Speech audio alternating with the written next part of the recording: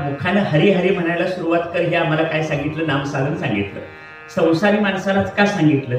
तर नाम साधना ही एक वैशिष्ट्यपूर्ण अशी साधना आहे की तिथं तुम्हाला मला संसार सोडावा लागत नाही. पहिली गोष्ट, तुमच्या माझा जो काही लौकिक असेल जगातला, आपण जिथं राहतोय त्या भागातला, आपली काय पद प्रतिष्ठा असेल, त्या आपल्या लौकिकाला कुठल्याही प्रकारचा धक्का लागत नाही.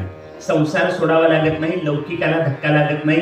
नाम साधना ही एक अशी साधना आहे की जी शास्त्राला मान्य आहे, सर्व संतांना मान्य आहे. नाम साधनेनं प्रगती हळूहळू होते, पण कायम टिकणारी प्रगती होते. काय म्हटलं कळलं? नाम साधनेनं प्रगती हळूहळू होते, पण कायम टिकाऊ स्वरूपाची, शाश्वत स्वरूपाची प्रगती होते. इतर काही मार्ग जे आहेत, यज्ञ, याग, योग, ज्ञान, ह्याच्यामध्ये ही घसरगुंडी असते जराशी. जरा काहीतरी चुकला की घसरगुंडी. म्हणजे एखाद्या बागेत खेळणी असतात, घसरगुंडी असते. एका बाजूनं वर चढायचं आणि दुसऱ्या बाजूनं खाली घसरायचं.